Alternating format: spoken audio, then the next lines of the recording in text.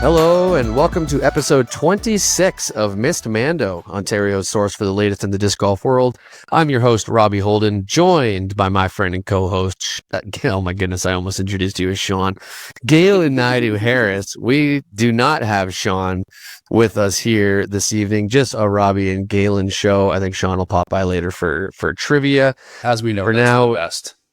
Exactly. Yeah, this is gonna be one of the better episodes because it's just the two of us. We can make it. We try. Just the two. What you know? When's our duet? Our duet album needs to come Sometime. out.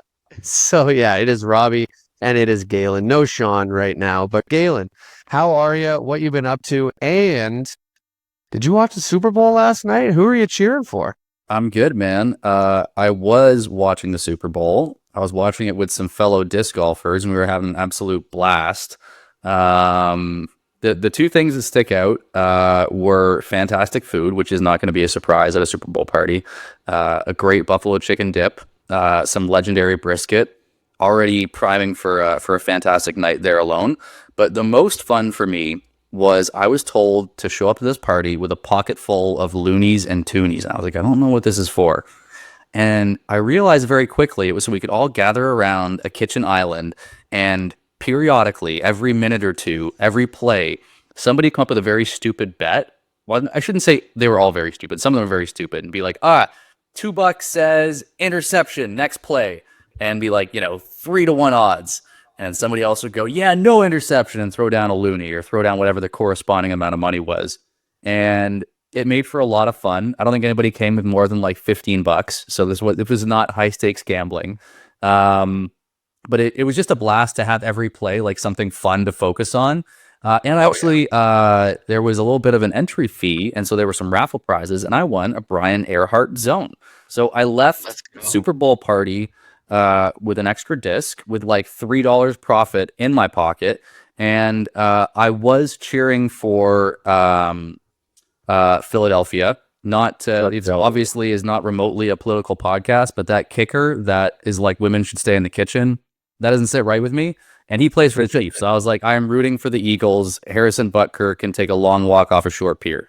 And the Eagles got off to a great start, and the game was great. So I had a blast, man. Did you watch it as well? I did. Yep. I always, I don't know the last year that I went without watching the Super Bowl. It's always one of my favorite events to watch. And one of my best friends, who I've known since high school, he is a huge Philadelphia Eagles fan. I had no stakes in this game whatsoever. I'm a big New England Patriots fan. So it actually kind of hurt me to say that I was cheering for the Eagles, but no way I could root for the Kansas City Chiefs, mostly because it's all about legacy for my Patriots and Mahomes not being better than Brady. And yeah, you have no shortage of championships, though, in your football watching careers. You don't really have a capacity to complain about anything. Oh, I was saying it to my buddy. I'm like, yeah, congrats on the Super Bowl win for you. I know this feeling all too well. I've been here plenty of times. Yeah. But it was, it was kind of a boring game though, all in all, because it was just a blowout from the start. Totally. 36-0, I think it was, or 34-0. Yeah, it was at one point, and the Chiefs started to come back a little late. But I got to start coming to your Super Bowl parties apparently, because I don't get to leave with discs when I have a Super Bowl party. What the heck? Hey, you gotta get in on those parties, buddy, and you gotta have a winning ticket in the raffle. Yeah, it's all about having the winning ticket.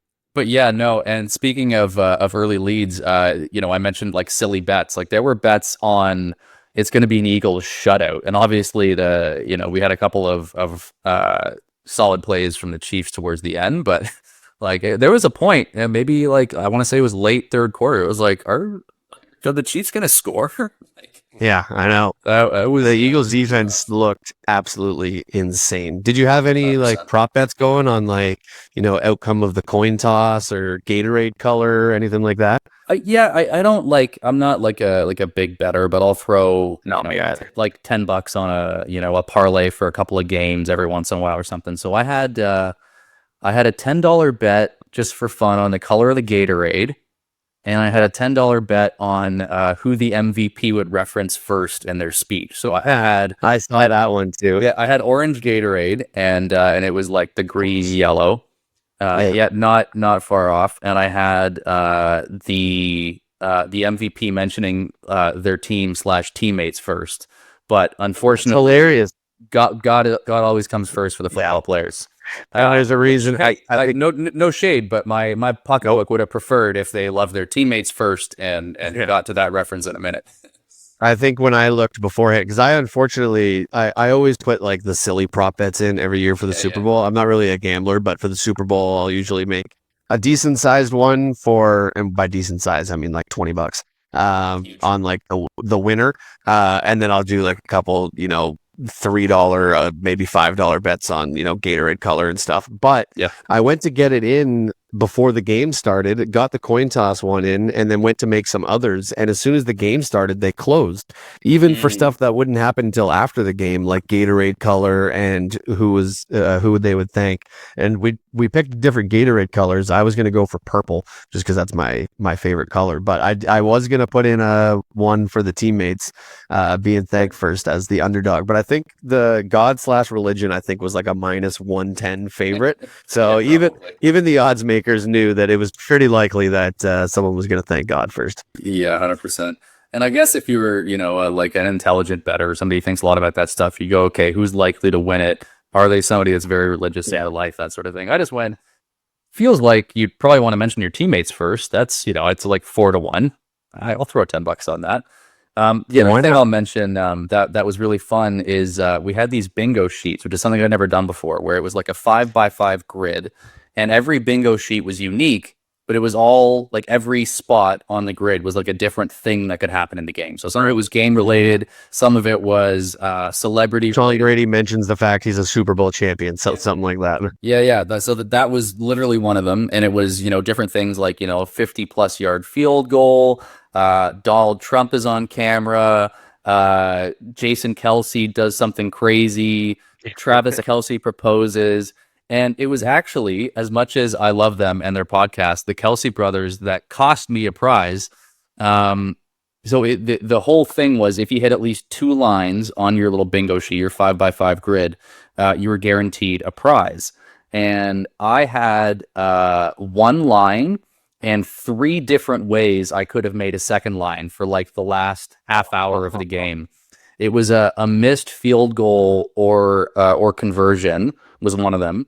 And then the other 2 were Kelce brothers. It was Travis Kelce proposes or Jason Kelce does something crazy. So the whole time I was like, come on, when the Eagles win, Jason's got to go nuts. Or it evaporated quickly. But I was like, oh, like if the Chiefs win, that could be a good night for Travis.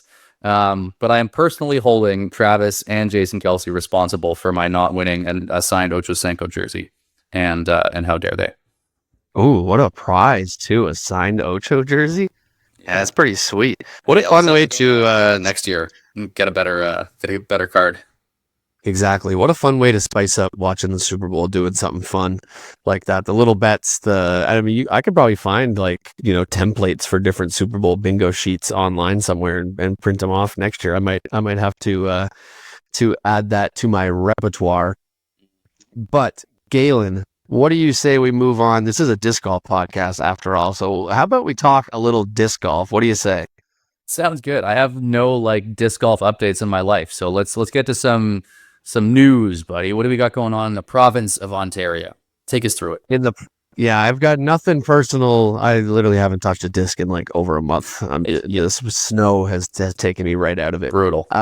But in the Ontario disc golf news, the winners of the 2024 Ontario Disc Golf Awards were finally announced.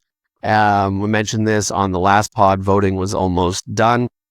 The winners have all been announced now. TD of the year, the winner was Spencer Young. MPO Player of the Year, Thomas Gilbert. FPO Player of the Year, Chantel Badinsky. And the People's Champ is Tobin Isaac. Any initial thoughts from those award winners, Mr. Galen? I won't go too crazy with thoughts because I think we've at least, actually, I don't know how much we've talked on the podcast, but you and Sean and I have gone back and forth about how nice it's been to have so many deserving candidates involved in the race. Like, I think for every one of the awards, any one of the nominees could easily, credibly have won.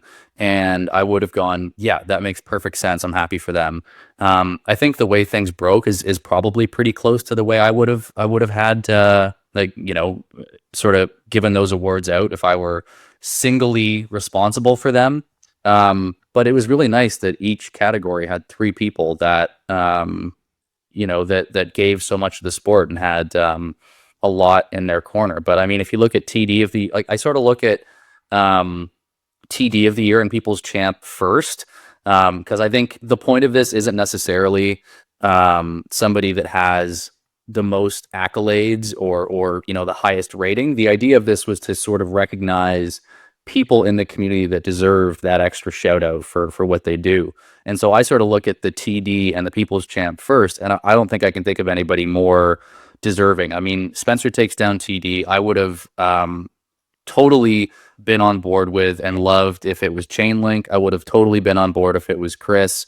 I think, like, between those three, the amount that they give to the local disc golf scene is totally insane. Or sorry, I think I'm pulling Chainlink up from the People's Champ. I think it was Daryl who was also up for TD of the year.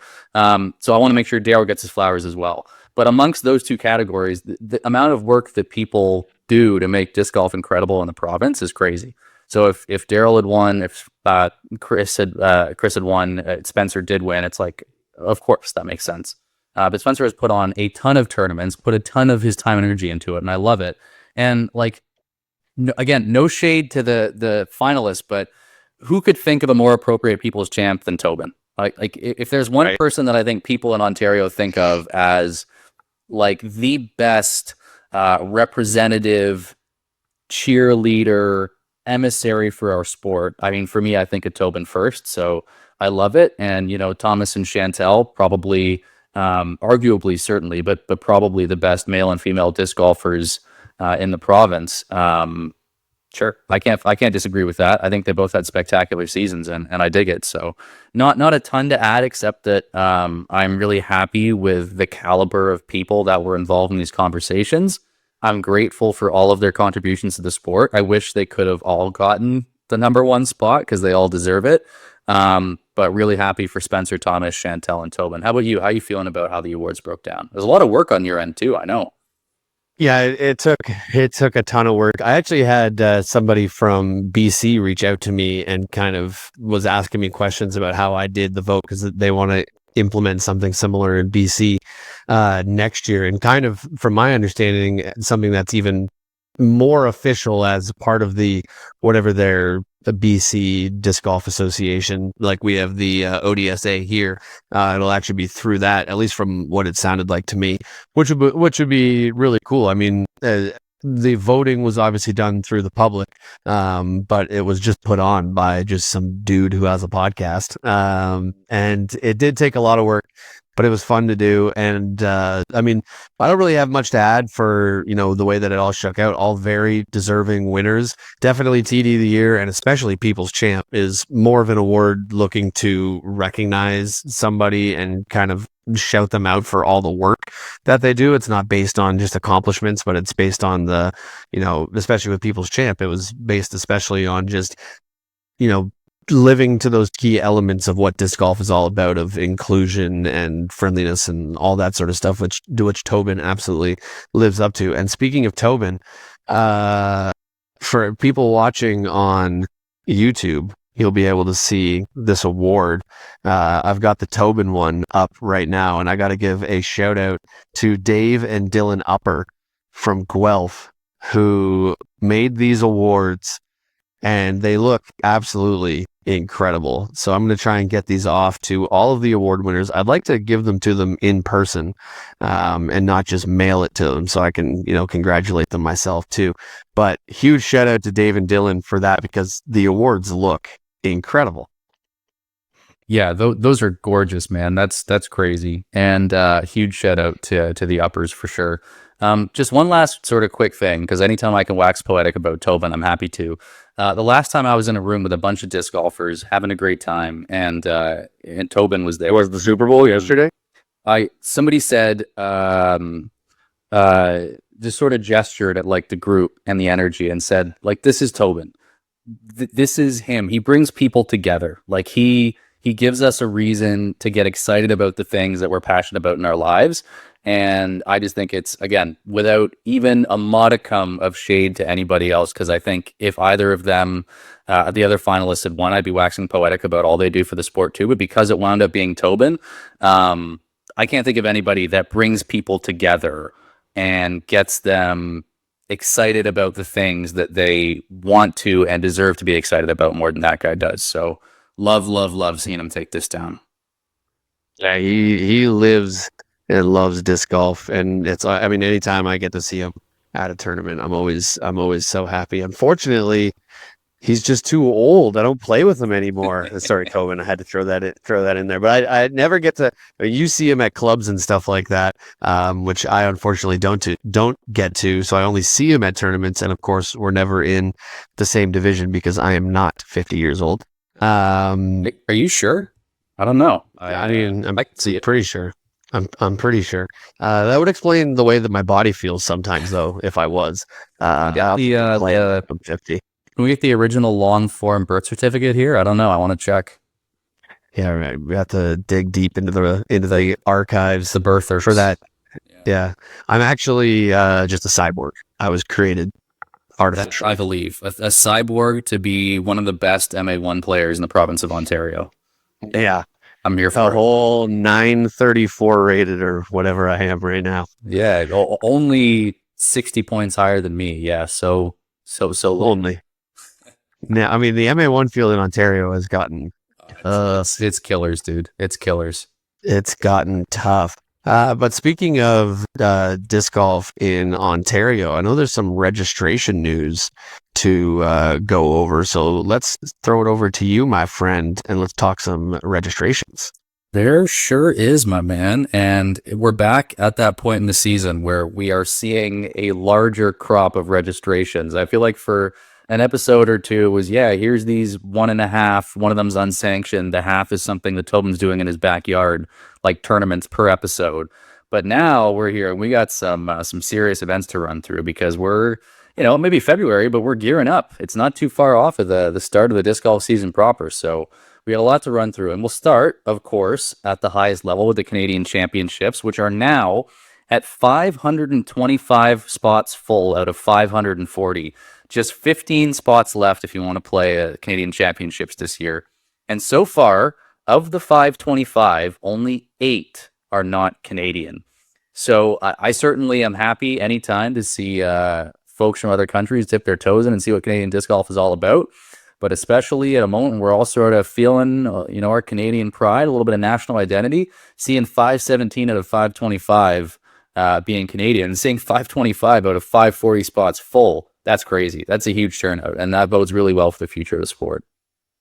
Especially when we're all talking about this sort of post-COVID, things are dying down a little bit bubble. That's a reminder that no, things are not dying down at all. But what I am the most excited about, nothing against the Canadian Nationals, is the Toronto Slush. This Saturday, February the 15th, the day after Valentine's Day, so I'd be nursing a red wine hangover if you had a nice date the night before, at Beaches in Toronto.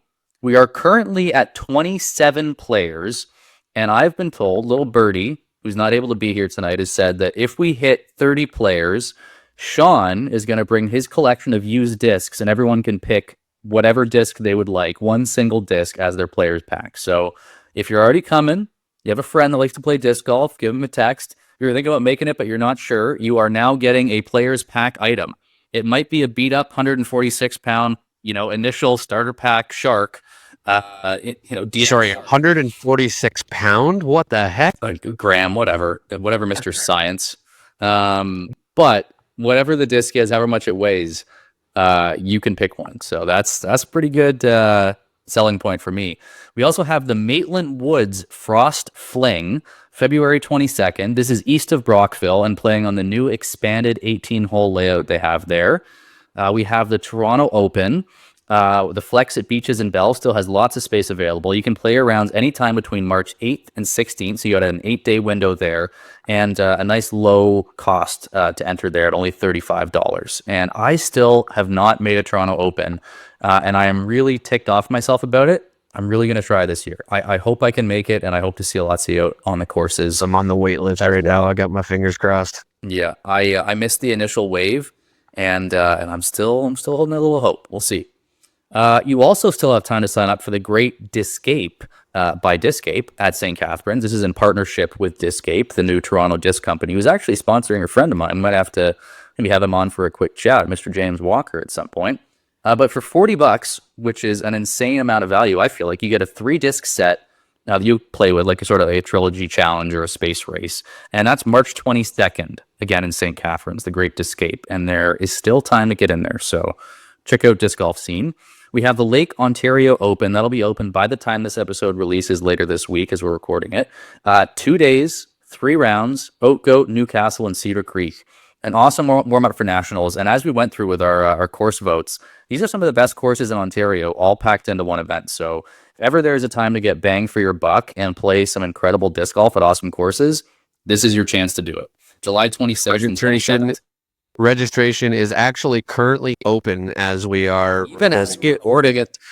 It opened tonight. We're recording on Monday, so it opened tonight. There are 65 spots taken out of 140. So still plenty of space available if you're looking to get on there. Some of those spots I'm sure will be taken up by the time this comes out, but hopefully some space available if you're looking to get into that. It'll be definitely a great warm-up for Nationals.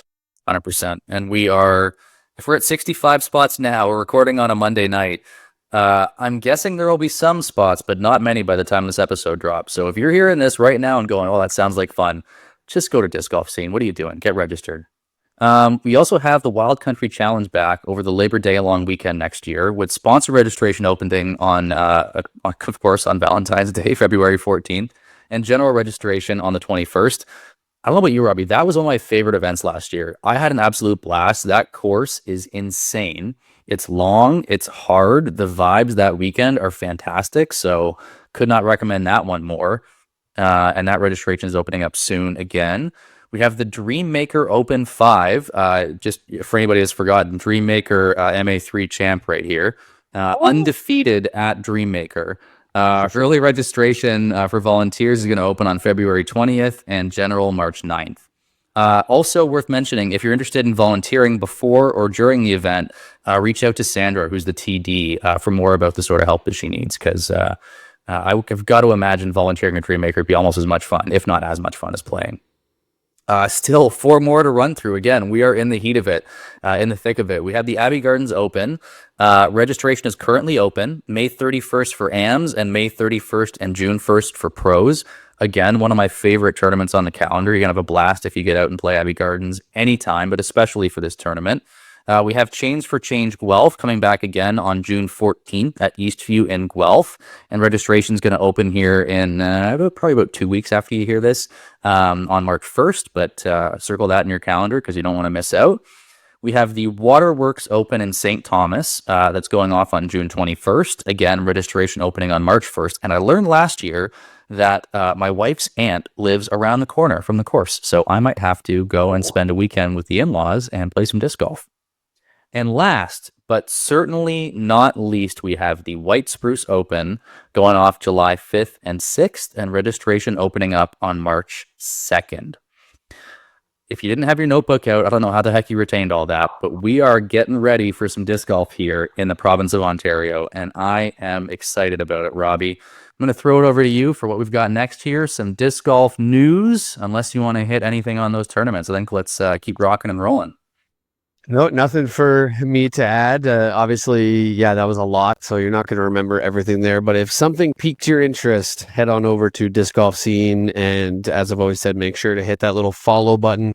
You'll get email reminders for registration opening up. And that is becoming more and more important as disc golf is becoming more popular and registrations are selling out even quicker. So avoid getting on the wait list, register right away, and check out Disc Golf Scene to see all of those tournaments coming up in Ontario. We're moving on to some more general disc golf news. The PDGA announced locations for 2026 and 2027 majors, which we'll run through real quick here. 2026 World Championships are going to be held in Milford, Michigan. It's going to be held at the Toboggan Course and Black Locust South at Kensington Metro Park. Toboggan is, of course, the course, world famous course that is the host of D-Glow every year. So that will be absolutely incredible.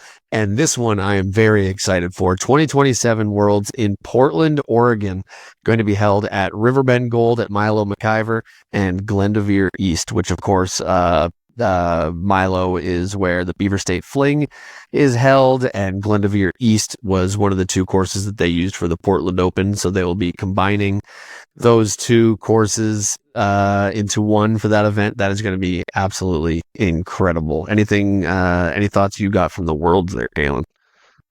No, just that I'm excited, man. I have only been to Portland once, but I love it as a city, and I've only seen the course from my TV and YouTube coverage. I think combining these courses, it's tough to get better than that. And I think if you travel out to go inspect it, you're gonna have a great time. I would love to get out to the one in Portland, but it is a little bit further. So if you want to go see a Worlds, Milford, Michigan, that's not that far. Can definitely get there pretty easily. I mean, depending where you're located in Ontario, but from where we are in southern Ontario, not much of a drive to get there at all. No, not bad at all. I'm just for me, I'm already looking far down because I'm like, well, I can't do anything in 2026. I'm having a baby. I'm like, That's true. There's no chance. I'm like 2027. The kid might be old enough that I could maybe get a trip going in Portland. We'll see. There we Yeah, for you humans that don't have little humans on the way, you've got Worlds in Michigan sooner, and that might be a little closer, and you have blasted too. Would absolutely be a blast. Also in 2026, the US WDGC is going to be hosted in Salt Lake City, Utah. Not sure which courses are going to be used there for that one, but that'll definitely be exciting. No announced host as of yet for 2027 for the US WDGC, so not sure if that's going to come out later this year, if they'll announce it next year. Not sure, but we will wait and see for that. 2026 AM Worlds is going to be held in Buffalo, New York. Once again, for us here in Southern Ontario, that is absolutely incredible news. It is going to be held at Bond Lake, Royalton Ravine, Emery Park, and Como Lake. All four incredible courses from what I've heard. I've heard nothing but really great reviews from everybody that has been down there to those courses. 2027 AM Worlds is going to be in Huntsville, Alabama at John Hunt Park, Maston Lake, Sharon Johnson Park, and Sunshine Oaks. Don't know anything about those courses, but I'm sure that will be a great time down in Huntsville, Alabama as well. 2026 Junior Worlds is going to Pittsburgh, Pennsylvania. 2027 Junior Worlds in Peoria, Illinois. Peoria, always a staple in the majors department. And speaking of Peoria, Illinois, 2026 Masters Worlds, the year before they host Junior Worlds, they will be hosting Masters Worlds, like I just said. I made that a little redundant, but you get the point. 2027 Masters Worlds is going to be in Tulsa, Oklahoma. And last but not least, the Tim Selinsky U.S. Masters Championship 2026 will be held in Lake County, Florida, which is west of Orlando. And 2027 will be hosted in Burlington, North Carolina. Should all be great times there. I don't know if you have any more thoughts, Galen. I'm definitely excited for 2026 AM Worlds with how close it is and those courses. I haven't played yet, but I've heard good things about them. But as you mentioned, it's 2026, so you will be able to. Yeah, I'm excited for everybody that will be able to play. I'm just annoyed at these different states for stealing the names of Ontarian cities. Like, what are we talking about? Huntsville, Alabama, Burlington, North Carolina. No, that's Huntsville and Burlington, Ontario. What are you guys talking about? Right. But no, I mean, a great slate of tournaments coming up. I think, I don't know, to be honest, what the coverage is like for Junior and Masters Worlds. It's maybe a little bit more granular than I get with the tournaments that I watch. But for me, I'm thinking of what I'm going to be watching from my couch a week or 6 or whatever days late, the middle of the night for a midnight feeding. And I'm excited to watch all these tournaments after the fact and enjoy them. I hope that folks for whom it's in striking distance can get out there and play them. And those DGPT tournaments, I'll be watching them like you, maybe just a few days later in a few hours, asleep more tired. And should be a blast. If you can tie in your late night no sleep moments with a little bit of disc golf watching coverage, you will be entirely caught up on everything in the disc golf world 100%. That's exactly the plan, my man. I mean, what could be more soothing than the dulcet tones of Big Sexy Berry or the Two Hot Geese as we're having a late night feeding or rocking the baby? Come on. Perfect scenario. I could definitely fall asleep to the sounds of putts hitting chains 100%. But then you get a band hit and it's like, then the baby's going to start crying immediately. 100%. Worst sound in the world. Well, that's good. We can do like some Pavlov style conditioning, and then when the baby gets older, they're never going to miss a putt because that sound makes them sad. Now you're thinking. Big brain moves by Galen. All right. Well, we are going to move on now to our feature interview this evening. We are very excited to bring an incredible guest on tonight. You might know him as Myles of Discs on Instagram. Myles Latter. We will be right back on Missed Mando. Our next guest is not only a talented MA1 disc golfer, but in my opinion is the best disc golf content creator we have here in Canada. You might know him as Myles of Discs, but we know him as a friend. It's a pleasure to welcome to Missed Mando, Myles Latter. Myles, thanks so much for joining us, old man. Thank you. I don't think we need to talk about my disc golf skills at all, but I appreciate you saying that I'm one of your favorite Canadian contents. That's great. Thank you very much. Well, let's start by diving into a little bit of sort of your disc golf journey for our listeners. When did your disc golf journey start, and who or what got you introduced to the game? Goodness, that's a good question. I was probably about 19 or 20 years old when I first actually played a round of disc golf, and it came to me through my Ultimate Frisbee friends. And Ultimate Frisbee, I used to make fun of all the time as well too. Like, I came from a lot of competitive hockey, and I remember the first time I ever saw Ultimate Frisbee being played was at Trent University when I was at school, and I was just like, this is a ridiculous sport. I want nothing to do with it. A bunch of my friends were playing it, and I just, chirped them and made fun of them all the time. And eventually I dove right in, and I was playing, Ultimate on different traveling clubs 5 days a week. That led me to then getting it for the first time that my friends dragged me out to play some disc golf, and shout out, I've made this shout out a couple of times now, but it was Doug Story, Jamie McDonald, Marge McDonald, and Ryan Gorman that took me out. And these are like the OG disc golfers of the Peterborough area as well too. And they took me out, and I was awful. Like, I mean, every shot going to the left, typical like first player, like could barely get off the tee.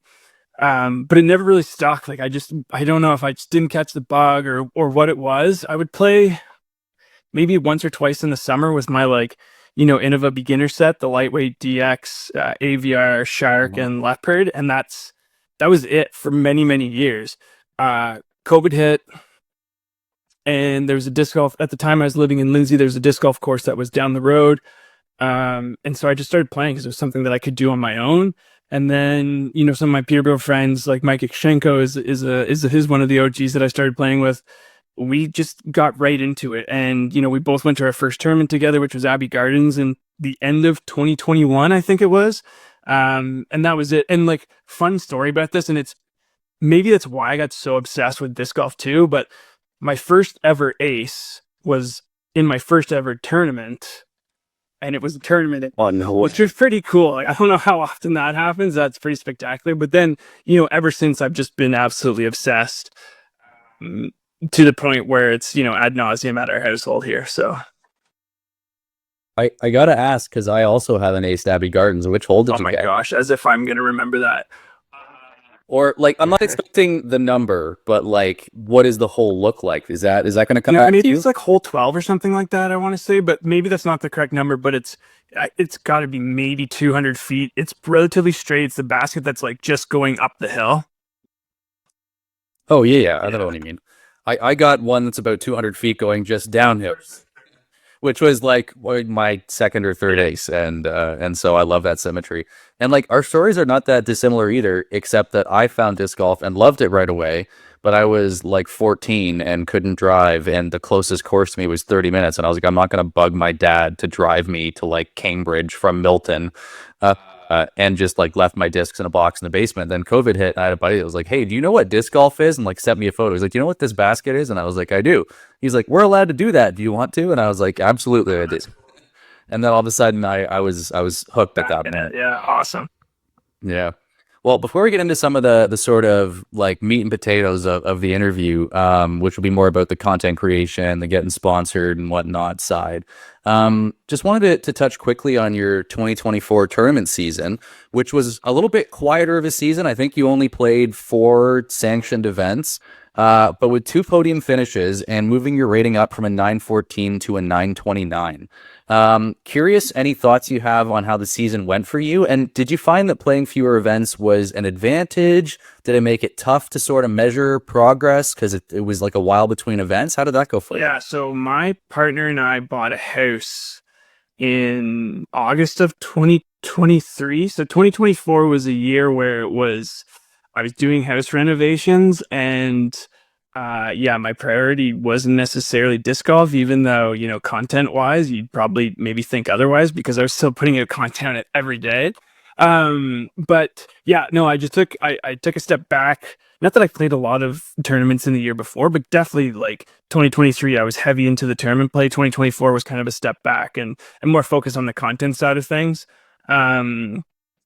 But still, there was a few tournaments where I did well, like you said, like, Project 15, I podiumed and came second for the second year in a row by 1 stroke against Brady Belanger. So shout out my arch nemesis of Brady Belanger at the Forefathers Open.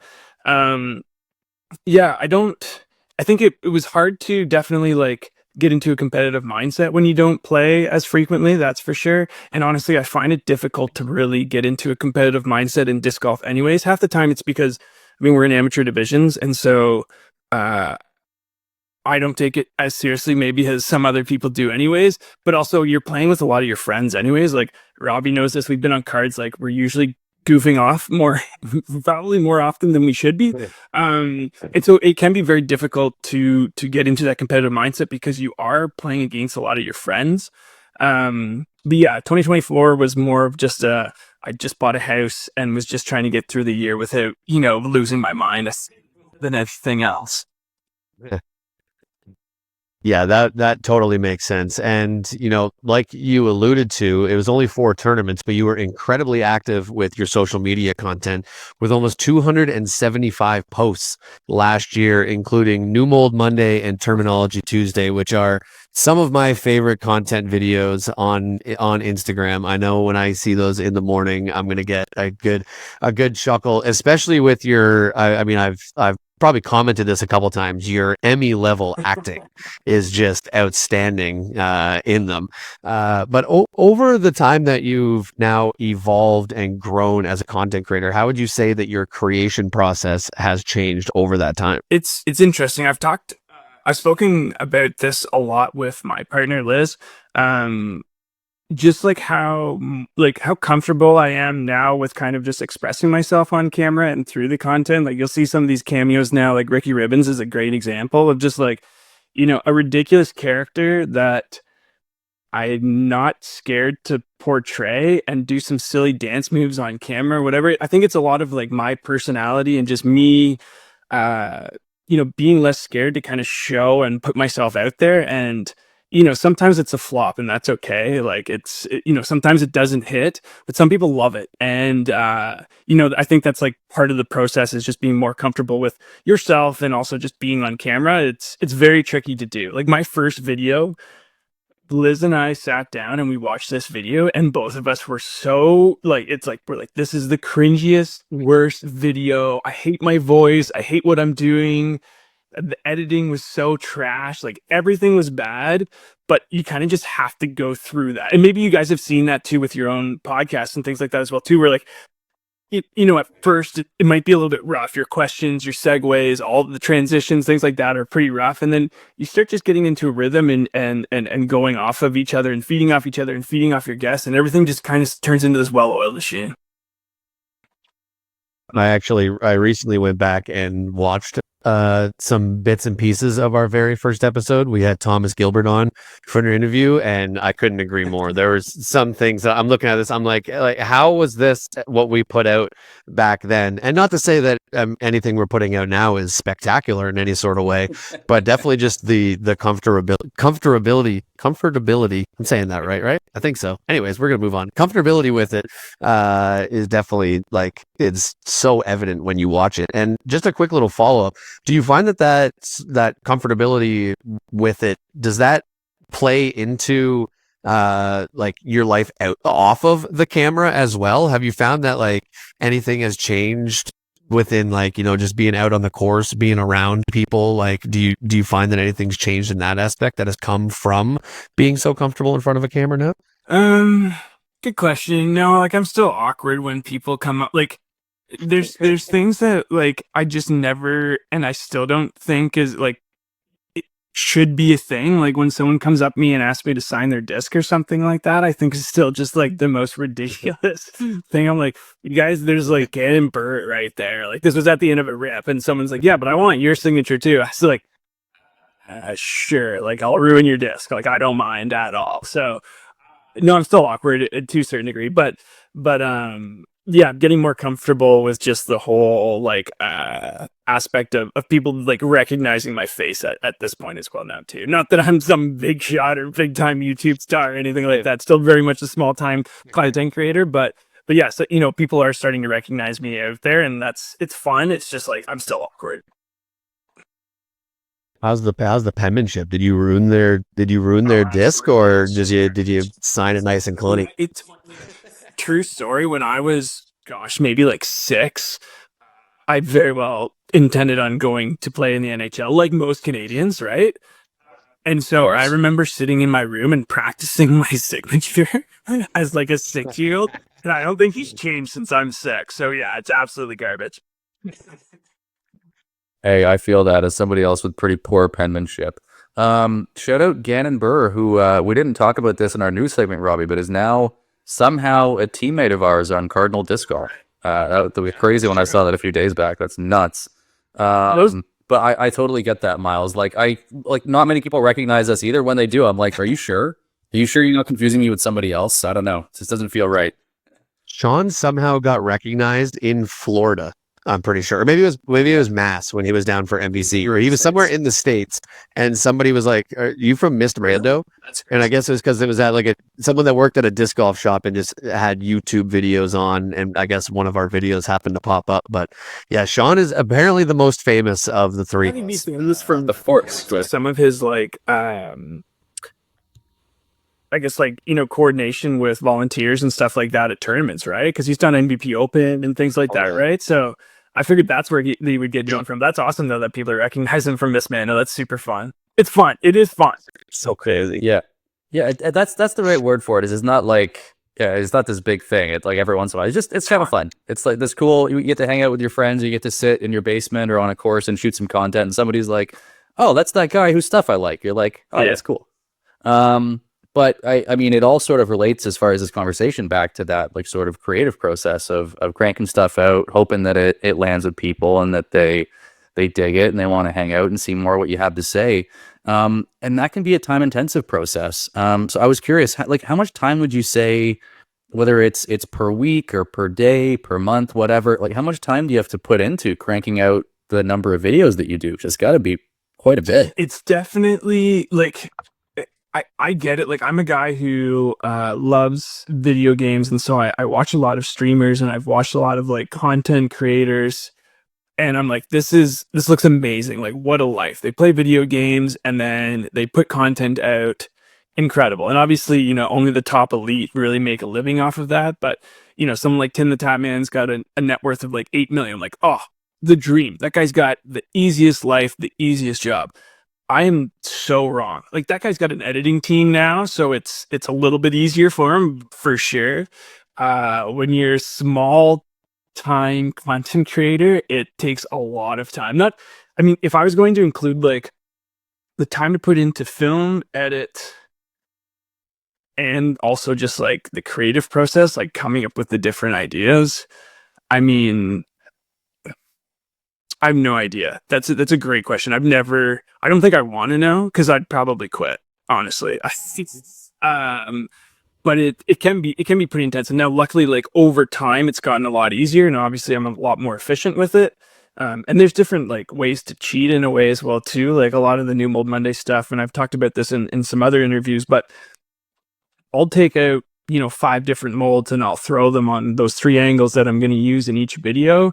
And that's the content then for the next 5 weeks. And I can do the like in studio. And again, like in studio means a corner in my basement. I'll do that portion, sometimes the morning of, night before, whatever it is. And that can take those videos are supposed to be under a minute. The whole purpose of them is to be short, sweet, give you the facts about a disc, and that's it. So under a minute, and it probably takes me 30 minutes, 20 to 30 minutes to edit that video. And that's not including film time or anything like that as well too. It probably takes me 5 minutes to film the in-studio portion, and then maybe another 15 minutes to film the throwing portion. So it's not crazy if you break it down, but even just to come up with the idea of New Mold Monday or something like that, like I don't know how long that took me. Maybe it was just a whim of a thought, and I was like, I'm just gonna start this and see what happens. But yeah, some videos, they definitely, like from filming and the content, like idea creation of it, take a long time, and some of it's just like back and forth to make sure that it's not over the line either as well too, of ridiculousness or whatever it might be. Like yeah, there's definitely a process, but luckily I've narrowed it down now, or at least like made myself a lot more efficient. Well, I feel like for me, like the nature of my work is not too different, where like, and I'm not talking about like disc golf content, but just like my day job, where there are a million things happening all the time. And so I have to sort of like every once in a while just be like, oh my God, that's a good idea, and like jot it down. Like I feel like my work mind is always churning, and I have to find ways to harness it and channel it in an effective direction, because it does feel like it's all encompassing at times, where like, if you're not, whatever my equivalent of that is, if I'm not thinking of ideas, I'm thinking about what I'm going to say in the video. If I'm thinking about what I'm going to say in the video, I'm thinking about what mold I'm going to throw. If I'm thinking about what mold I'm going to throw, I'm thinking about how I'm going to edit that video. And you sort of have to be like almost on all the time. At least that's what it sounds like you're describing. And it shows through, man. The content's awesome. So the fact that you're putting the effort in, it's fantastic. Yeah, my notes section in my phone is insane. It's just like scroll of content ideas, and some of them I'll never get to, or some of them are absolute duds, and I just like scrap them all together. But some of them, like I'll work on them for a long time, and just like slowly, whatever. I might know the intro of what I'm going to say. Like for the grip bag the grip like review that I did the other day on YouTube, like, the cat's out of the bag. Like I thought of just that intro for way too long, and then trying to stuff my cat into my bag to like let her knock out. I felt so bad to give her so many treats after she was not very happy about it. Oh my goodness, I totally lost my train of thought there, because I literally just saw, I was obviously before this was looking at your Instagram page and checking out some of your videos, and just saw that one of the cat's out of the bag, and just that clip, and I couldn't help but laugh a lot when I was watching it. But you mentioned your creation process, and I just wanted to add a little follow up. What is that sort of like? Do you like sit down and try and brainstorm sort of things? Is it more of just, that spur of the moment sort of idea that flashes into the mind? You drop something, you jot something down, and then you build off of that. How does the sort of idea process for you sort of formulate? Good question. It's a mixed bag of everything. Sometimes I'll get an idea because I see something else on social media or something like that. Like a good example where I'm kind of just stealing an idea, which is basically what all content creation is, and what all art is you're stealing somebody else's idea and then creating, making it yourself. The video that I'm like, hey, do you want to see something cool under the sheets? That clip is literally a comic that my partner, my fiance, showed me, and it's of like this comic of this person lifting up the sheets and showing a bunch of like toy dinosaurs. And I was like, oh, this is perfect. If I change this to a disc, this is hilarious. And so sometimes it's just like other clips that I see, and I'm like, oh, I think I could turn that into, disc golf related content. Sometimes, things like New Mold Monday and Terminology Tuesday, like those were ideas where I was like, I need to come up with content that I can do throughout the winter because it sucks outside. It's literally -20. Well, it's -10 right now, but it's going to be -20 tonight. There's 2 feet of snow. I've already lost too many discs trying to make content. Like literally when Innova sent me that new Champion Gorgon, I was out filming content and I lost that disc in the snow. It took me, and this is just a wide open field. Like it's not even like I'm on the course or anything like that. It took me an hour to find. So yes, that was just like, I need to come up with ideas of stuff that I can do in the house so I can do content. So yeah, some of it's spur of the moment. A lot of it's planned out to a certain degree anyways. Like Terminology Tuesday, I have a giant list of terms that I want to get through. And I did schedule that. So like I'm talking about things like different types of throws and angles and stuff like that. So it's very beginner centric to start. And then as you're making your way through it, it's getting more obscure and, you know, more funny, more comedy presence in it and different ideas and things like that. I will say that Lumberjack Myles has been one of my favorite additions to those videos. I can't get enough. And so changing gears just a little bit, you have quite the collection of great sponsors that you have. So let's talk sponsorship a little bit. For somebody looking to get a sponsor, what should they be looking for in a sponsor? What should they avoid? And what should somebody be doing before they are even sort of at that point of going out and looking for a sponsor? Good questions. I think honestly, like there's so many different companies out there now that are looking for ambassador teams and things like that, that it's easy to get sponsored, but it's also like very difficult all at the same time because of how many people are applying for those positions. So it kind of depends. Like there's obviously like there's going to be different stages in your career. Even if it's an amateur career like mine, where maybe you just want to get sponsored just for the sake of getting sponsored. You think it's fun, it's cool. And so there might be a product that you're like, oh, I think this is great. This is an opportunity. It's an open application. It seems relatively simple and easy to get onto. Pretty simple, ambassadorship program. And so you just apply and they have 400 ambassadors on their team and you're going to buy their product at a discounted rate. You're going to show it off. That was like my first ever sponsor was Flippy Disc Golf. And that was exactly what it was.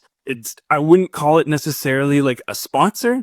It's more of this like ambassador buy-in program, but I just wanted to get sponsored because I thought it was like a really fun thing to do. And I thought that it was just be cool if I could, and I didn't think it would ever happen. So I'd say like, if you're serious about getting sponsored, pick stuff that you're going to use or are already using because you're familiar with their product and you obviously like it for a reason because that's why you're using it. Because otherwise it's too easy to just, I don't want to say like sell yourself out because you're probably not making any money off of this whatsoever, but the content itself isn't going to feel genuine. It's going to feel very fake. Or the products that you're trying to showcase is going to feel fake. So I'd say like start off with selecting products that you use already on a regular basis or want to use, and become familiar with those product lines.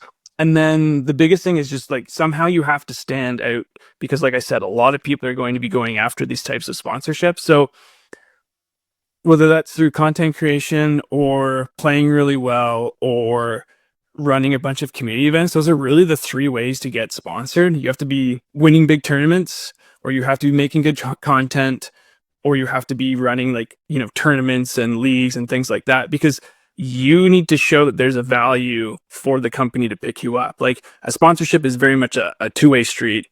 They're going to give you value. You better be giving them value. And it's, it very much is a contract. So that's kind of what I would look into and look for those opportunities. I mean, just apply. Like, I don't know how many times in my life, not just in disc golf, but, with jobs and you name it, being told no and get used to it. And use it as, opportunities. Don't take it personally, but use it as an opportunity to be like, okay, why do you think they told me no? Was it because I wasn't knowledgeable enough about their product? Is it because right now I'm not playing well enough, if that's your goal, is to be a better player, or is it maybe your quality of your content isn't just hitting the platforms properly, or you're not kind of nailing those algorithms right now, and so you're not gaining enough attraction that they're interested in. Use it as like a learning opportunity and try not to take it personally. Yeah, I totally dig that, taking lessons too, because I'm hiring for a job right now and got about 1 billion different people apply for it. And we're sort of in the final stages, and I've had to already send out a few no's to people we interviewed. And I've had one reach out this afternoon and be like, hey, do you have time, like 50 minutes for a coffee next week? Like, I would love to know what I could do better. And not that I'm some, expert in the field that I'm in. I do my best, but I'm like, yeah, of course I will try to help you be better for next time. Like, just ask. And sometimes that application will get you in, and sometimes that question of why the application didn't get you in might give you some useful data so you could try to be better next time. So I love that. And be ready to be told no. Definitely be ready to be told no. And, a lot of these teams are doing annual applications. So just because you've been told no, don't burn that bridge. Find out, use that time effectively to learn, what you could do better, and then apply that in the next time you're going to sign up for that application. Yeah, it might not be no. It might be or not this year, or whatever it might be. Yeah, exactly. So sticking on the sponsor topic for a moment. So the big one for us obviously is Innova. Curious how you got sponsored by Innova. If there's any other sponsors you want to hit and sort of talk about what that process was like, I certainly wouldn't stop you either. But I'm mostly curious about the social media presence, because that's how Robbie and I know you. Was it a situation where you came to Innova and other sponsors and said, here is the value I have through my social media presence. I hope you'd think about bringing me on your team, and I'd try to do a good job? Or were you bringing, just a certain energy that resonated, and then after you were like, okay, if I want to give them value, I have to start working on it more? Was it a build it and they will come, or did you come to them and then build it after? I think, yeah, it was more of I guess it was kind of multifaceted. So I definitely came to Innova and applied through an email, which is the only way to apply at Innova. It's not like they hold. Well, I shouldn't say that. That's the only way to apply for like Innova Canada and Innova in the US anyways, is to email the team manager essentially. And so I've talked about this in a video before of like, the 3 best ways to get sponsored. And, I've talked about it a little bit before of like, you have to show them what your value is. And so for me, the biggest thing is definitely like my content. So I definitely outline like how many people I'm reaching, in the last 30 days, what sort of followers I have, how many posts I'm doing, how effective it is, things like that. That's what I present when I'm saying, hey, I want you to sponsor me. This is the value that I'm bringing. With regards to Innova, that was part of that email. But I also highlight some of the other things that I'm doing in the community, like running different leagues, running tournaments and things like that as well too, because I'm not the best player. I'm not 10-20 rated, and I'm not killing it on the MPO circuit in Ontario. Maybe one day, but I'm also probably too old for that at this point. Maybe the MP40 category in a few years from now, maybe. But even then, like folks like Justin Murphy are going to clean me up. So so it was more so, I think, multifaceted. It was, hey, this is my value of what I'm doing with content, and the folks that also work for Innova Canada know who I am through playing at different tournaments and running these leagues and different events and things like that as well too. Well, obviously, all sponsorships, or not all sponsorships, but a lot of sponsorships are going to be very different in what they entail in terms of what they're looking for from you, and also what you get in return for that. What are some of the benefits that you see from your sponsors? Oh my gosh, my sponsors are pretty incredible in the value that they provide me. And I'm super blessed by that. I mean, there's still a lot of work that has to come from me, and typically that has something to do with content, which kind of just makes sense. But even the pro players typically have some form of content portions of their contract where they have to put out at least a monthly post about whatever it is that they're showcasing, right? So the value of the contracts can vary greatly. Sometimes it's like, a monetary value of products. Sometimes it's just pure products. Sometimes it's cash incentives plus, or it's performance bonuses plus. it's all completely varied, and it's very different from contract to contract. And you know, some of those contracts, especially when you start, you're going to get what you get in. There's only so much negotiations you can do. It's similar to, like, you know, going through your career. When you first start a job, you get given this offer, you're just like, I'll take it. Right? You don't care. You're just like, absolutely don't care at all. You gave me a job. Heck yeah, I got it. And as you move on in your career, you've got 10 years experience.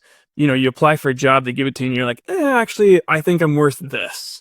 Right? And you can do that kind of back and forth. So sometimes you can do that once you've established yourself, or you've had a few different contracts or things like that. Or if there is a value that you think that you provide that's greater than what they're offering you, by all means, you can have those types of negotiations. But yeah, each one's different, but I'm very lucky with my sponsors. Like Grip has been their Grip EQ is a new sponsor, and they've been amazing, sending me a bunch of bags. And I'm super excited to do some content with them, especially because like their team has some incredible content creators out there as well too. Like Silas Schultz, his edits are easily the best, cleanest on the Pro Tour. I don't know if there's anybody who's putting out content that's also on the Pro Tour that's that good. Joe Henderson has some amazing videos and stuff like that coming out as well too. Taylor Chochak is another great one who's putting out some great content as of late. So yeah, no, the value too with a lot of these different teams is when you collaborate with them, if they have a big social media presence, you get to borrow their viewers as well too, right? So if let's say I collaborate with Grip on a video, it's not only showing to all of my viewers, but all of their followers as well too. And so then that starts this like building cascade of more followers and et cetera, et cetera. Speaking of Silas Schultz, so should we expect at any time a Miles of Discs diss track? I mean, that popped off in the social media scene. It really did. Fun. That was, I think what's kind of interesting about the disc golf world is because it's been so, you know, niche, there hasn't been a whole lot of like different personalities yet. And so we haven't even begun to kind of grow in seeing so many different, not necessarily disputes or feuds, because we've definitely had that at disc golf, but just a different like comedic presence as well too. And I think that was like a perfect example of it, where like you can take something that's hilarious. Maybe there was a little bit of, you know, like serious hurtfulness in there, but I think realistically it was just a joke. And they had a great time and it blew up and it was awesome. And I've definitely considered reaching out to Silas and being like, I want to copy this idea, or just be like, hey dude, you want to have some fun with this? Or I just come out with it. But I definitely considered a diss track for sure. Not that I'm a rapper or anything like that. Like, it's not going to be great, but I think it could be really fun. Okay, you heard it here first. Miles of Discs' first diss track dropping soon on an audio platform near you. Okay, so we've already had you for a fair amount of time, man, and very grateful for it. Just sort of one more general question, then we'll look to do a little bit of a fun little lightning round with some silly questions, and we'll let you rock and roll. But before we get to the very end, because we're all currently in Southern Ontario, the three of us anyway, and under a couple feet of snow, negative, my phone is now telling me -11, so we've even gone down a degree since earlier. Not optimal disc golf throwing conditions. What does your off season look like as far as like trying to get some reps in and get better? Is that something you focus on, or do you mostly put like the field work and the getting better part aside to focus on content? It's got to be enough work just to focus on coming up with regular ideas and executing videos over the winter. So what does your off season look like? It's changed a lot. In previous off seasons, it was very much like using the Ready Disc Golf workouts and training and kind of preparing myself, my body anyways, for the season.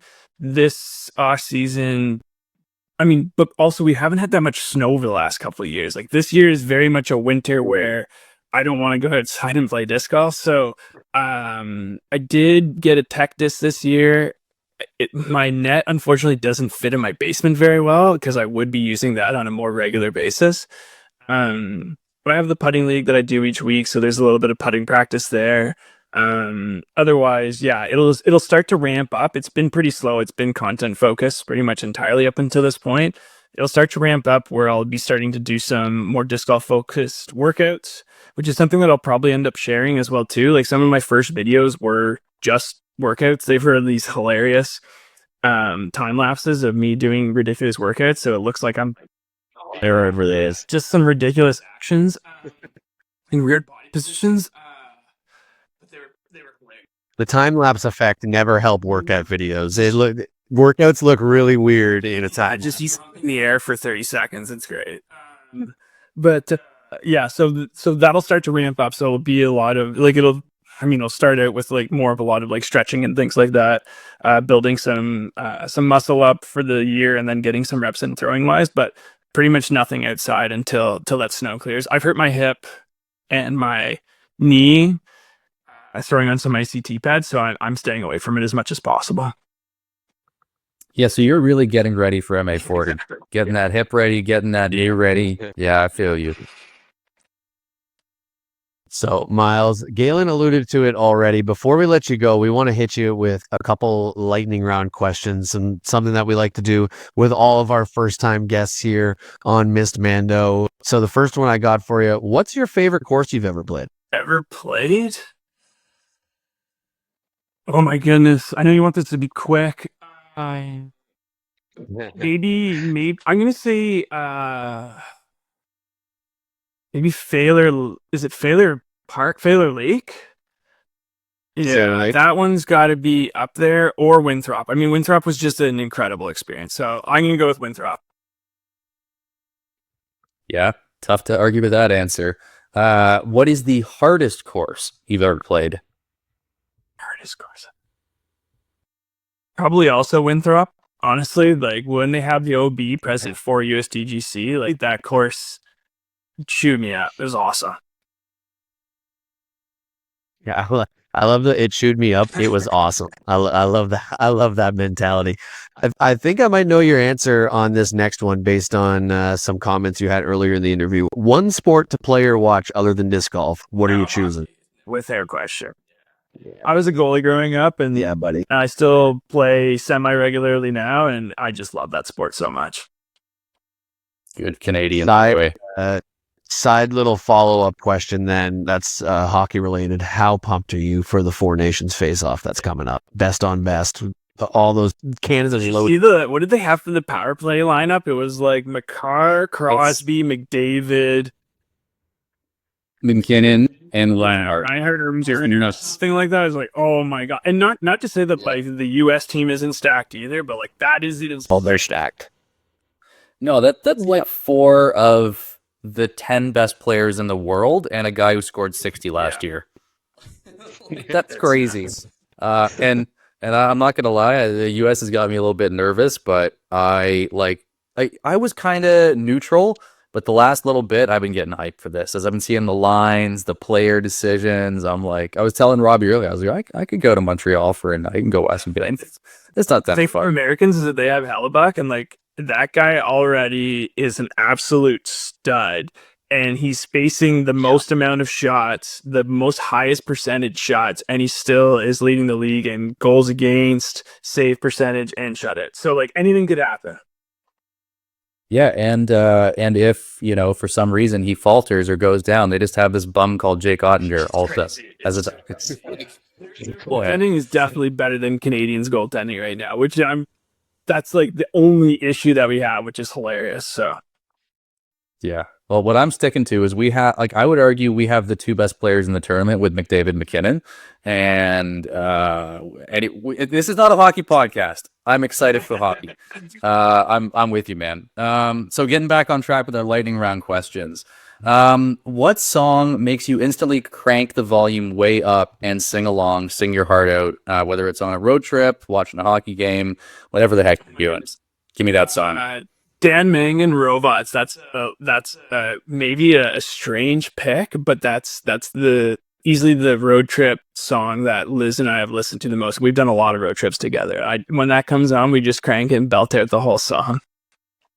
So next question I got for you, Myles. What's your favorite place to stop for food on a road trip? When I was talking about going to USDGC doubles, I was lucky enough that Eric and I, my doubles partner, we got to stop at all the like kind of the best American establishments. So Sonic is one of them. In and Out is one of them. White Castle. But if we're just driving around Canada, like I'm a sucker for just straight up McDonald's. Like how can you go wrong? I don't know. It's definitely my favorite. No, you can't. You can't go wrong with Mickey D's. And what movie never gets old no matter how many times you watch it? Oof. I go with Baby Driver. I've been watching that a lot recently. So I'd say like tinnitus. I've had some tinnitus issues, and so like that this is the perfect movie for me right now. Yep, my wife too, and we both love that flick. It's so good. Last one I got for you, Miles, and it's the most serious one of all of them. If you could have any superpower, what would it be? Oh goodness. It's got to be to fly. Like I know that's such a cliche answer, but like, come on! If I could fly right now to Arizona to play some disc golf, like, yeah, yes, please. Heck yeah. I dig it. Well, Myles, thank you so much for joining us tonight, man. Before we let you go, I want to make sure we throw the floor over to you for any shout outs you might have, any references to your sponsors, any final comments.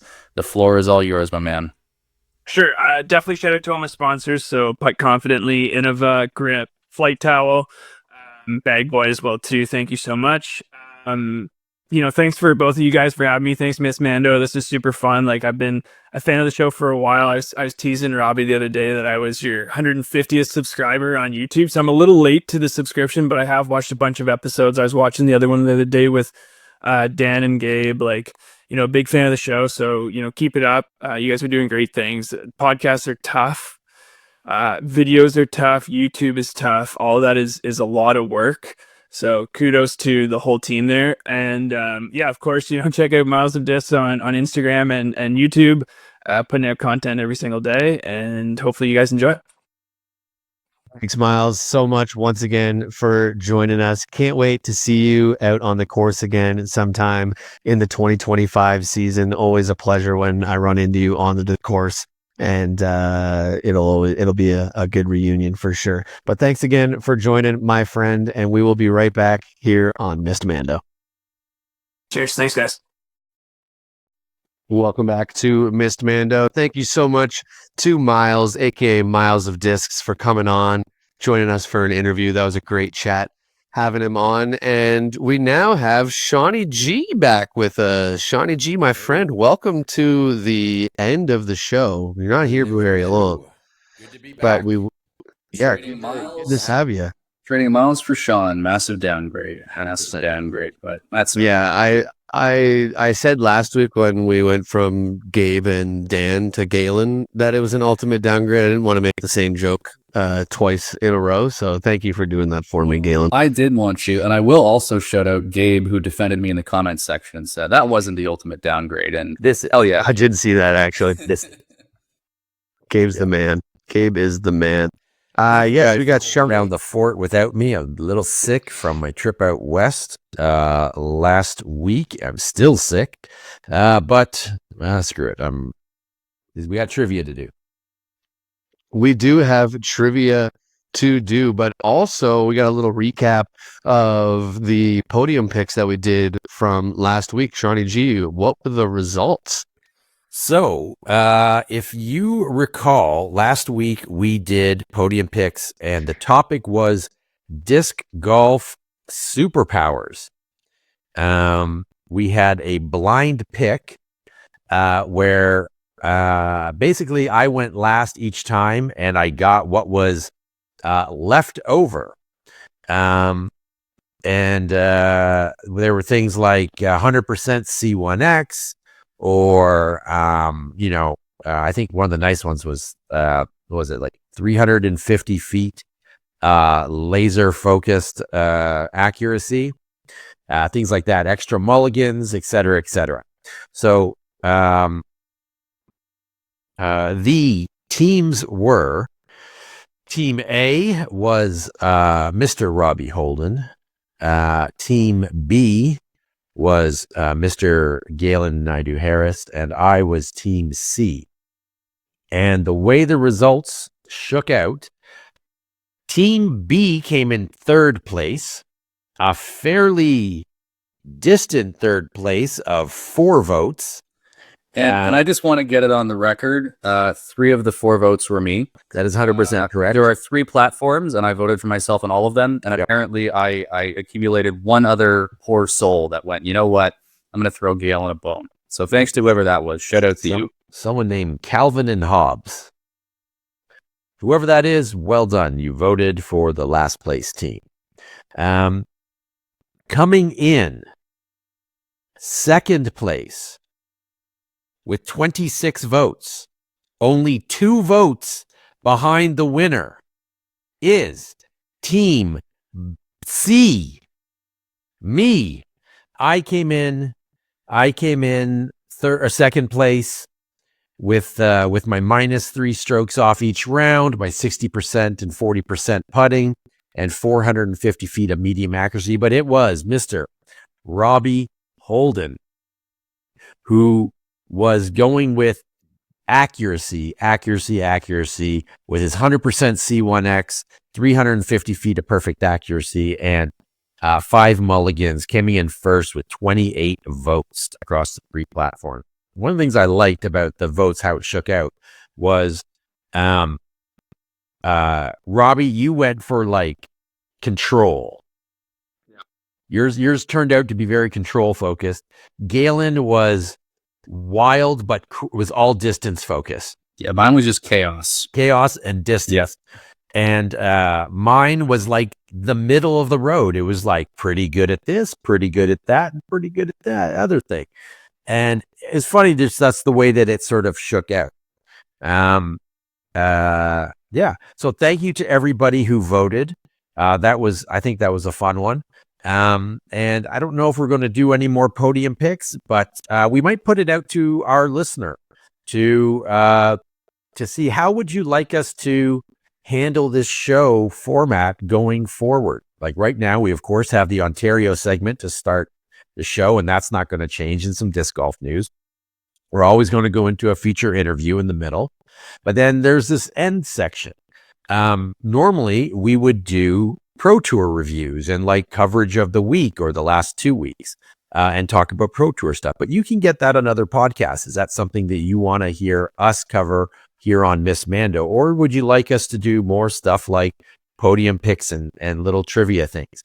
We'll put it out to a vote, and we'll definitely take your feedback. We want to make sure we're producing a show that you like to listen to, our listener.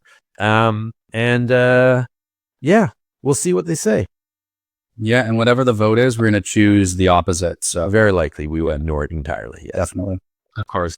That's how things work here on Miss Mando. And we are approaching technically our 2nd season of doing this show. We haven't really broken things down as like we're in season 1, season 2 or anything like that. But we did start the show right at the beginning of the last Pro Tour season.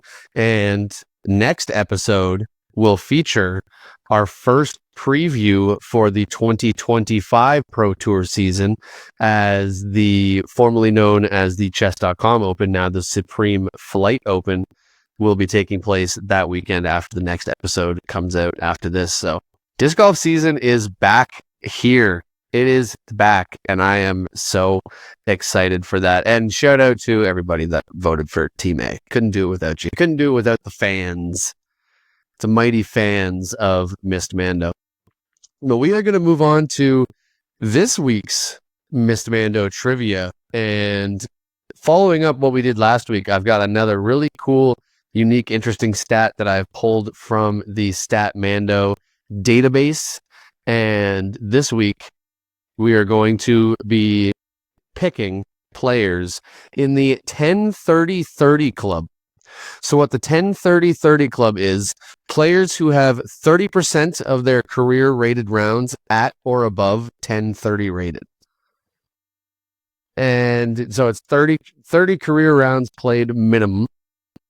All of these players that are at the top here are all well known. Most of them are current touring pros. There are some older names sprinkled in there, but with, of course, ratings inflation, now 10-30 rounds are happening more often. So a lot of current age players have a pretty high percentage. But the stats that I can see are, or the one that's going to be important is percentage at/above. So whether it's 54% or 57%, 66% is the highest on here. You're going to be trying to pick over your 5 picks. You're trying to have the highest total average. We'll do 5 again. I don't think it's too much for 5. You've definitely 10 players in here that both of you can name.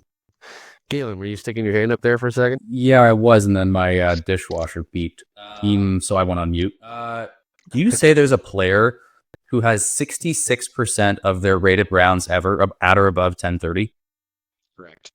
Jesus. Okay, just checking. Yep. And last time we did this, Sean absolutely destroyed Galen in our points totals. So Galen, you will have the choice to either go first this time or make Sean go first this time. Which would you prefer? I think I may as well go first. I feel like it makes sense to be the first one to take a player off the board. Hopefully that evens out over the 5 picks each.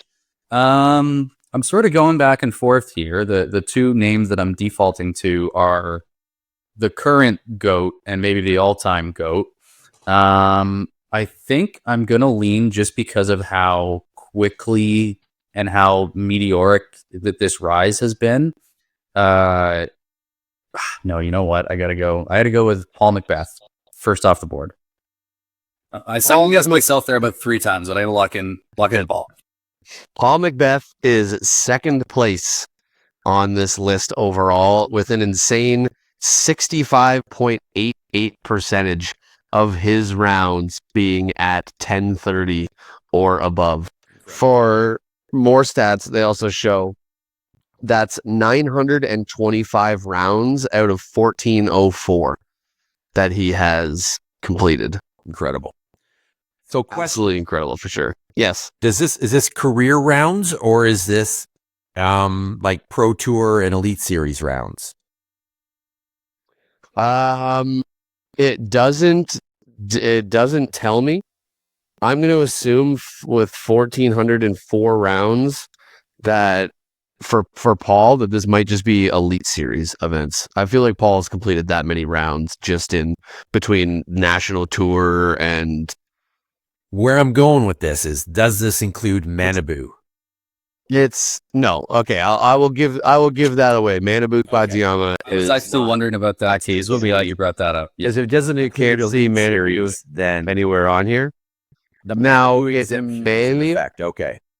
it may include stats at majors because there is an older name. I don't even know if he hit 1030 of somebody international that is fairly high on this list, and I don't think was ever really like around for the national tour, maybe in the earlier days. So I'm assuming that most of his rounds came from competing at Worlds back in the day. Naibo? No. Okay. I should make that be your guess just for saying out that name. Now, what is your actual guess? Yes. Calvin Heimberg. Calvin Heimberg is fairly high on this list. He's 10th. Solid.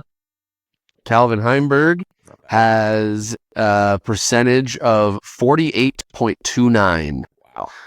Percentage of his rounds at or above 1030. A little lower than I would have expected for Calvin. I was thinking that too, because he is Mr. Consistency. Mhm. I was kind of jealous of that pick as soon as Sean said it. I was wondering if he was going to be first off the board. Or that is first at the top of the list. Yeah. Not quite. You still have the highest so far, Galen, that's with Paul Macbeth. People better than Calvin Heimberg. Impressive. Yeah, that's crazy. Yeah. Paul's 65.88% is the second highest. There's only one higher. The only thing that I'm thinking could go against this pick, which is what sort of held me back from taking it first overall, is I don't know how long this guy has been playing and what the very earliest stages of his career were. Still, I'm going to go for just peak performance right now and take Gannon Burr. Gannon Burr, another great pick, very high up on the list. He is 1, 2, 3, 4, 5, 6, 7, 8th. Okay. 8th for Gannon Burr with a percentage of 52.39. Wow. Okay. Shawnee G, who do you take second? I'm also going Mr. Consistency, Ricky Wysocki. Ricky Wysocki is number 1 on this list. He has a percentage of 66.26. 66.26% of his rounds at or above 1030 rated. That's 878 rounds of 1,325. That is very, very consistent. Number 1 and number 2 are now off the board. Jalen, back to you. That is crazy. I'm a little jealous now because I was going back and forth between Ricky and Gannon, but I can't argue with that. I don't know if this is a good pick or not, but again, when I think of consistency, somebody with a high ceiling, somebody who's had a consistently high rating since I've followed disc golf, I think of Chris Dickerson. Chris Dickerson is a fantastic pick. He is number 3 Well done. on this list Outstanding. with 57.93% of his rounds being at or above 1030. Wow. Great pick. And you said there's a veteran on this list? There's a couple sprinkled in there. I'd say if Are we thinking? there are two legend category players in the top 10 that aren't currently active players. The rest are all currently active players. Oh. I'm wondering if something sneaky like Nate Doss could be in there, because like he was pretty high, and then he just like stopped, and his rating didn't reset. And I know he's had a couple lower ones recently, but I think he was rated like 1032 or something when he came back in this year, wasn't he? He was rated in the 1030s. Man, respectably high. Sure, why not? Let's just go with that. Nate Doss. Doesn't make any sense. Nate Doss is one of the legends in the top 10. Let's go. He is in 9th. Solid. With I'm happy. 48.98% of his career rounds at or above 10. You got to think who's that number, the other legend. Yep. There's an obvious pick, you would think. Yeah, that name has been at the tip of my tongue for a few rounds here. I'm gonna delay it at least one more time because there's a player that I feel, again, peak performance, and perhaps there's a little bit of bias here because there's been some injury challenges recently, but I don't think they've been sustained for long enough to be a factor. I'm gonna go Eagle McMahon. Eagle McMahon is another fantastic pick. He is 5th on this list overall. 50.11% of his rounds at or above 1030. Nicely done. All right, I'm going to try and get it. Let's go Ken Climo. Ken Climo is number 6 on this list. All he right. was the other sort of legends player in the top 10. 54.49% of his career rounds at or above 1030. How many picks do we Way to go, have left? Kenny. You got 1 each left. 1 each. And so far we haven't strayed outside the top 10? Nope. Well done, man. Well done. Wow. Yep, this is going to be very close once I add these up. I dig it. This has made me do some thinking. Which spaces in the top 10 are still available? Yeah, good question. You've got 4 and 7. Run us Four, down the seven. top 10 that we've got so far. So the top 10 that you've got so far: number 1, Ricky Wysocki; number 2, Paul Macbeth; number 3, Chris Dickerson; number 4, number 5, Eagle McMahon; number 6, Ken Climo; 7, somebody; 8, Gannonberg; 9, Nate Doss; 10, Calvin Heimberg. Okay. And you said there was an international person sprinkled in here somewhere, if I recall. There is. Is that inside the top 10? Yeah. I'll spoil it, and I'll just say it actually is number 11, and it's Jesper Lundmark. Oh, yeah, there's no chance we would have got that. I'm not going to lie to you. 100%. If there was a gun to my head and that name was presented to me in a vacuum without the disc golf context, and like they were going to kill me if I couldn't name who that person was, there's no chance I would have told you Jesper Landmark was associated with disc golf. I don't know who that is, but I love that he has been consistent in disc golf. That's great for him. Pretty sure he's a world champion. I believe it. We've really been stalling here a little bit, hey? Yeah, I think I am struggling with this last pick. I got 3 names, and I'm not sure if any of them are going to even be in the top 10, but I'm going back and forth between Matty O, Nicholas Antala, and AB. They're all guys that bring a different element. Like AB at his peak is peak, but he also has valleys. So I'm not so sure that I want to lock that in, but he's had peaks in these like Elite Series and major events in recent years. I'm not sure he was playing too many when he was young. I don't think he was. Nicholas has been the king of consistency for a few years now. And he's been, I think, well into the 1030s, maybe even the 1040s with his rating. And he's performed well on the biggest stages. But again, he's had some sort of like missing, like not that great events. And then Matty O, I feel like, just like legend who's had some really great peak performances recently, but also like, and maybe I'm wrong with this because my disc golf knowledge is not, I don't think what either of you guys are, but I think of that as a guy who's like always in the conversation for every tournament. I think I'm going to lock in, actually, I guess we said there was an international guy around the top 10. So, and we've already given up that name. So I guess that sort of preemptively takes Nicholas off by process of elimination, but I wonder where he's going to fall. Geez. You know what? I'm not going to pick any of the names that I just said. I'm going to pick Aaron Gossage as my last choice. Aaron Gossage. You may have blown it. I don't know how good Sean's is going to be here. You may have blown it. Do I not see him at all? Okay, here he is. That's 36.42% of Goose's rounds at or above 1030 rated. Okay, that's not a good sign. He a good ballsy. I would say outside of the top 20, I think. Oh, easily outside of the top 20, maybe even in the top 30. Okay. I'm going with the new kids on the block. Ezra Robinson. Great answer. Ezra Robinson. I was looking also they were scrolling down. Now Ezra is higher than Goose, but just a choice. He's highly rated now. He's just third highest rated. Slightly higher in percentage wise than Goose.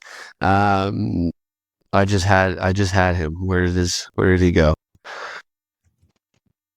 Or did I miss his name because I saw Ezra Aderhold? And that's not the Ezra that I want. He can't be. That's not the. Oh, there we go. Okay. So Ezra Robinson is actually, my mistake, slightly below Goose on this list. 34.96%. This is getting interesting rounds. So would you mind just humoring me? Those other names I was throwing out there, Matty O, Nicholas, and AB, are any of those in and around that top conversation, or am I just way off of my last pick? Nicholas is at 11th. I thought you said Matty O was at 11th. Guess he was tied. That must be. Or sorry. Yeah, Nicholas is 12. He's one below Jesper. And then Matty O is 14th. And AB He's nowhere near the top. I can tell by the scrolling. he's like looking like 20th. It was the raw number, or maybe if it was number of rounds above a higher number. Like I think if we were doing this, but it was number of rounds above like 1050, I bet you AB would be in the conversation for raw totals in like the last number of years he's been playing. Okay, should we stall for a second here while you're crunching some numbers and try and round out the top 10? As I'm crunching these numbers, there are 2 names left in the top 10 that you guys did not get. So shout out some ideas of who you think that might be. Isaac Robinson could be in that. Nope. Given that, no. Okay, never mind. I wouldn't be surprised. My other thought, though, is another young gun who's had a bit of a meteoric rise. I don't know if that's the right thing to think about, but that's sort of where my head goes. I wonder about like a Cole Radalin or like a Kyle Klein type guy. Those are interesting.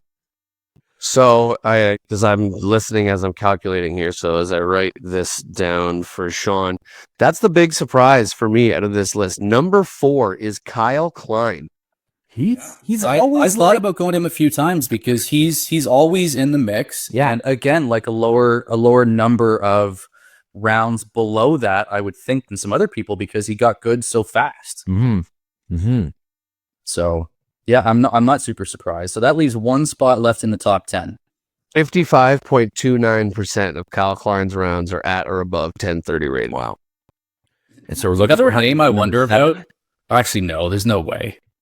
I wonder if someone like Kevin Jones might have gotten it. From like his Not in the top 10. He's looking more, I can see him here. He's probably around the 20 range. Okay. Just below James Proctor, just above Joseph Anderson. I also wonder, like we're talking young guns. I guess you've sort of already said that you thought Kyle Klein was a surprise. I think this guy is totally in that conversation, but also would have been a surprise. I wonder about like a Luke Taylor. I could see him with his recent peak being decently up there too. Don't see his name in the top 20 that I'm looking at here.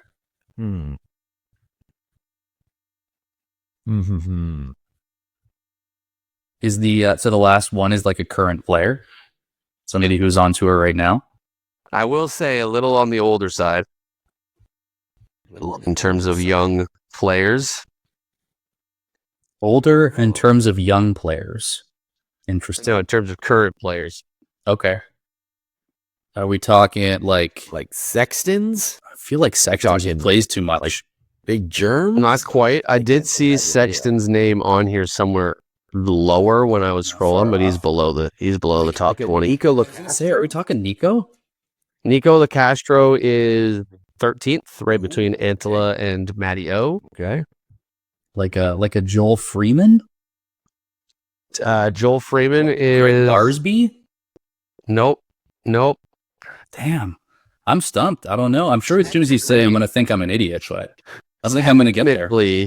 Technically, this is also an international player.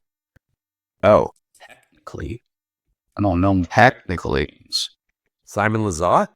Simon Lazat. No way. That's the guy a second ago where I was, you know what? It couldn't be him because it feels like sometimes when he's off his game, he's off his game. Way off. Yeah. He's got I thought of it on a few times. 53.18% of his rounds that or above 1030 rated. Amazing. And you guys did a fantastic job installing for me. Without further ado, well, I'll first say, so the final scores overall, 50.596 was the average for one team. 53.546 was the average for the other. Very, very, very close battle with the winner, Galen Naidu-Harris. Well done. Well done. I was close. I really had. I thought that I totally blew it with that last pick there. But Sean said, "Hold my beer." I salvaged it with another bad pick. That was fun. I really liked that. Even though he was in the top 10, Nate Doss as well. Nate Doss, and Calvin combined. You had 9 and 10 of the top 10, which brought it down. Whereas Galen's, other than Goose, Galen's were all well into the 50% range. So, yep, that was the closest one that we've had so far, I think. That was a good one. I like that. Yeah, that was a great time. And I don't know if I don't know what the right stat is. Maybe this is something for us to discuss, not live on the podcast in our group chat. But I wonder if we can find some sort of a way to do like a peak performance stat that doesn't discount players that have had shorter careers. If there's a way to figure out, like, I don't know, like percent of rounds above 1060 or something like that, or if there's a way to have like a raw number, like only in like your peak couple of years, we'll chat about it. But I would love to see, like, we've had some awesome consistency stats. I would love to see like a at their best stat for this at some point. Well, I think 1030 is a good number because I think some of those older players, the ratings, the 1030 was a monster round because the ratings inflation that hadn't happened as much yet back then. Now 1030 rounds happen every single tournament. You have to average 1050 plus to be able to win a Pro Tour event these days. But super interesting list. Like, there's some older names, even just a little bit further down. Like, this is like the sort of 15 to 20 range. We've got Barry Schultz. I was one Dave Schultz.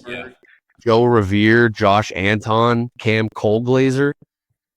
Some older names for sure that it's nice to see them on here, even though I definitely thought when I first was reading into the stat that it would definitely favor heavy to the newer crowd, who it seems like all their rounds are at or above 1030, but not the case. But congrats to you, Galen.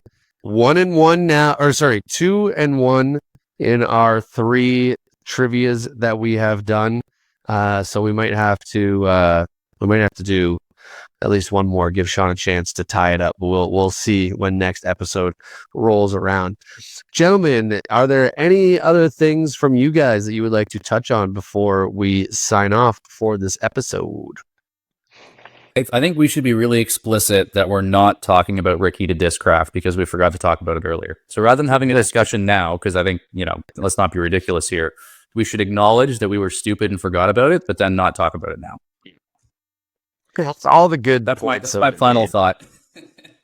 And I wanted to reference that when I was at West last week, I played a C tier in Kamloops, the Chili Chains 4.